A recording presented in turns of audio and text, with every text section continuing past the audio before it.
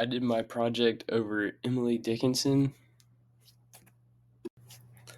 It's important to note some of the things that happened throughout her childhood to truly understand why she was so obsessed with specifically the theme of death. And I think it has a lot to do with the fact that she lost five or six of her close relatives and friends throughout her childhood, which sparked that infatuation. This is the first out of five of the poems that I chose to read by her, and this one is called Because I Could Not Stop for Death.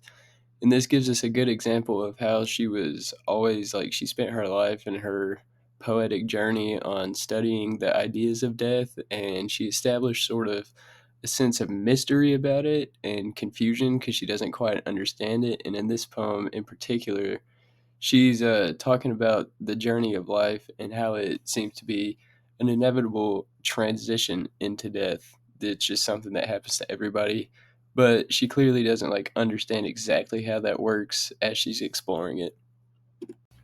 This is the second poem I used called Success is Counted Sweetest, and this one is diving more into a little bit of a positive side of death and looking at it in comparison to life. And this is focused on somebody that's dying at war, hearing the triumphs of the other people in the battle that are rejoicing over what happened. And so this starts the position of that juxtaposition between death and life and learning how to think about the fact that you were going to live your entire life, but death is inevitable, and how to appreciate it while it lasts.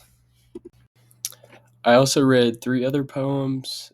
One was called I Heard a Fly Buzz on the Wall When I Died, and then I Taste a Liquor Not Often Brewed.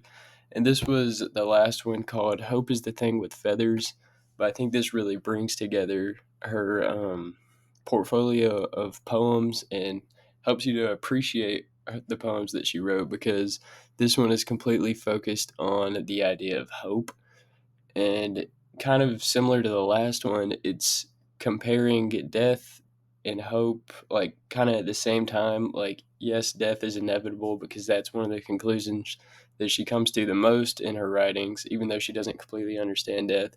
But she really keys in on how important it is to have hope and appreciation during your life. And this in this poem in particular, it's comparing hope to a bird that is within one's soul, and it just talks about specifically this line that says, "And sore must be the storm that could abash that little bird." So, despite the fact that everybody knows that death is inevitable and it'll happen at some point, she really does a good job of making sure that appreciation and hope are also two of her biggest themes in her poems. So, most of them are grim and focused on death, but when you read those in comparison to these, it makes these just a little bit more sweeter and pretty refreshing to read. So I think that's the biggest thing that I got from reading her poems, and it made me enjoy her work a lot more.